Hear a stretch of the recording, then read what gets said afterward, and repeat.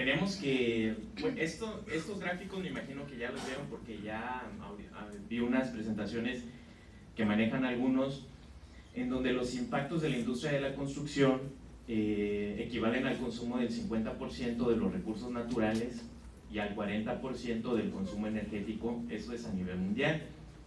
Esto hace del campo de la construcción uno de los sectores que más impactan al medio ambiente y también que de mayor consumo energético. De la energía que se produce en todo el mundo, el 40% de esta energía se va al sector de la construcción.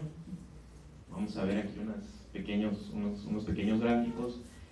La primera figura a mano izquierda superior, pues vemos el 20% del consumo del agua, del 25 al 40 de energía, eso es a nivel mundial, del 30 al 40 de emisión de gases, la producción de residuos sólidos, porque también el sector de la construcción produce muchos residuos sólidos. El gráfico superior a la derecha es en Estados Unidos. Pongo el gráfico de Estados Unidos porque es el país que más impacta al medio ambiente, que más energía consume, que más residuos produce, y eso ya es una cuestión cultural. Entonces, para tener una referencia a nivel mundial y con el país que más impacta en este momento. En la gráfica, en la imagen inferior izquierda tenemos los consumos en Brasil, y el residencial equivale al 24%. Se reduce considerablemente si lo comparamos, por ejemplo, con Estados Unidos. Y puse ahí una gráfica también en donde a qué corresponde cada consumo dentro de la vivienda. Eso nada más es en cuestión de uso, pero para tener una noción de las cuestiones en donde consumimos energía. Bueno, ya metiéndonos al tema, pues tenemos, esto es parte del trabajo que realicé en la tesis doctoral, en donde me puse a ver diferentes cuestiones y al darme cuenta de estos impactos energéticos, pues dividí en dos etapas. Una de las etapas, que es el cálculo de la energía incorporada que se requiere para construir una vivienda, y cuál es el consumo de esta vivienda por cuestiones térmicas, cuánto me consume por utilizar ventilador y aire acondicionado. En este momento pues voy a exponer el consumo de energía incorporada de la vivienda. Entonces, pues ahí vemos en la presentación la definición de qué es energía incorporada. Y la energía incorporada es la energía que nosotros necesitamos o que se necesita para fabricar un elemento o un servicio. En este caso sería un producto o un servicio. Esa es una definición de energía incorporada. Entonces en este trabajo pues se evaluó el consumo de energía incorporada inicial, que es cuando tenemos una vivienda, cuánto consumimos nosotros de energía en todos los materiales que componen el envolvente hasta tenerla terminada, y cuánto consumimos después en un periodo de 40 años, que es en la etapa de uso de esta vivienda, o sea, con sus respectivas renovaciones. Ahorita vamos a ver a qué me refiero con renovaciones. Aquí tenemos lo que es el ciclo de vida energético. Entonces se divide en dos etapas, lo que es la energía incorporada en los materiales de la construcción, energía directa y energía indirecta.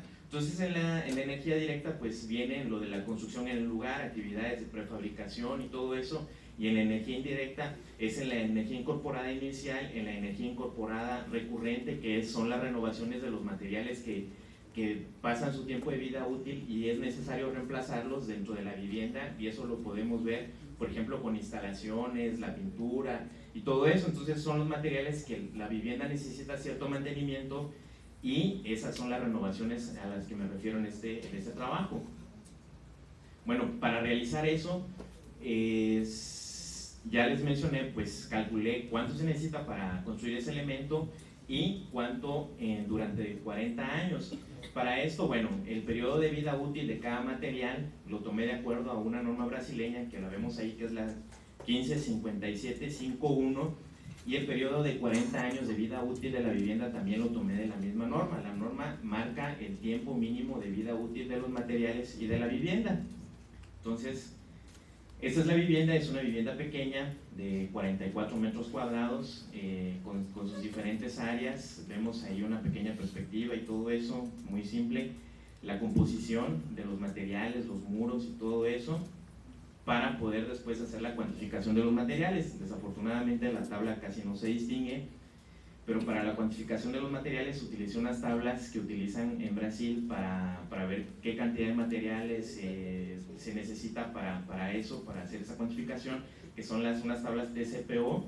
Y para la cuantificación de la energía incorporada, entonces utilicé unos índices de energía incorporada, en donde veo cuánto material necesito y ese material lo multiplico por el índice de energía incorporada. Ya multiplicando la cantidad de material por el índice ya obtengo un valor, después hago una sumatoria total y ya obtengo la energía incorporada de la envolvente arquitectónica. Tenemos los resultados. Bueno, en este caso tomé dos materiales convencionales. Uno es una vivienda de muros de ladrillo con cubierta de teja, convencionales en Brasil, y otro ejemplo de vivienda fue de bloc de cemento con láminas de fibrocemento. En Brasil son muy utilizadas estas láminas de fibrocemento. Entonces, en el consumo inicial, del lado izquierdo, pues se pueden observar unas tablas, no sé, creo que es un poco difícil distinguirlas por el tamaño de la imagen. Tenemos las tablas del consumo inicial y del lado derecho los gráficos de este consumo. En el consumo inicial, pues los elementos que más consumieron energía o que más energía incorporada tuvieron fueron los muros, hablando de energía inicial, fueron los muros y la estructura.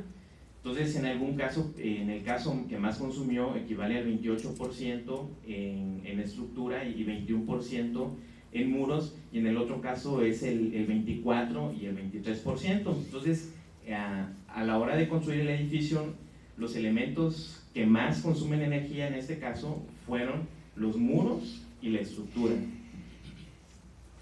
En este gráfico podemos observar que el consumo ya varía de acuerdo al número de renovaciones que se necesitaron realizar para darle mantenimiento a la casa, y los valores cambiaron bastante.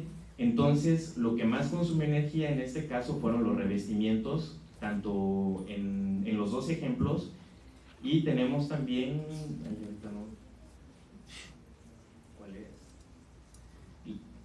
Son los muros, los muros y las cubiertas.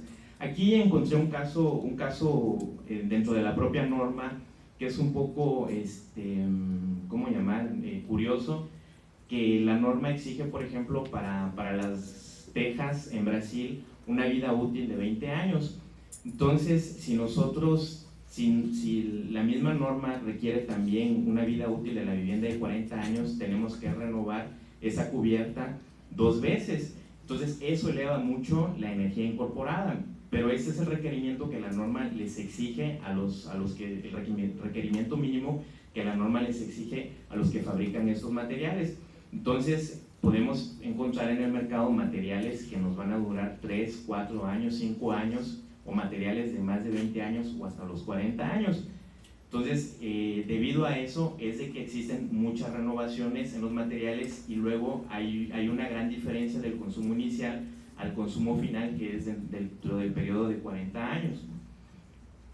También aquí podemos ver que el consumo final de la vivienda con ladrillo y teja pues fue de 227 gigajoules, y de la que está con bloque de fibrocemento es de 186. Entonces hay una diferencia constante, aunque la lógica nos diga que consume menos lo cerámico. Entonces, pues aquí dentro de las conclusiones están que de los ejemplos que se analizaron, de estos dos ejemplos, el que se mostró que el menos impacto fue el de bloque de cemento con láminas de fibrocemento, que es necesario el estudio, desarrollo y utilización de materiales más eficientes, con menos energía incorporada y mayor tiempo de vida útil, y que es necesario aumentar la vida útil de los materiales al mínimo, que son los 40 años de la vivienda, para que no existan tantas renovaciones. ¿Y de qué forma este análisis está relacionado con los estudiantes de arquitectura? Pues es importante dentro de la enseñanza y formación del arquitecto manejar estos conocimientos, que los alumnos manejen esta información para que tengan otras variables y no solo las que comúnmente acostumbramos ver en la escuela, para tomar decisiones y hagamos proyectos más amigables y que impacten menos al medio ambiente y consuman menos energía también. Entonces, para que los futuros arquitectos desarrollen propuestas adecuadas, es necesario que tengan una formación completa. Para que estos alumnos tengan una formación completa, pues necesitan profesores preparados y actualizados, que manejen información actual y que sepan transmitir esta información, y de esta forma se traducirá a a profesionistas capacitados que desarrollarán proyectos acordes a las necesidades actuales, lo que retribuirá en beneficios a nivel social, económico y ecológico. Gracias.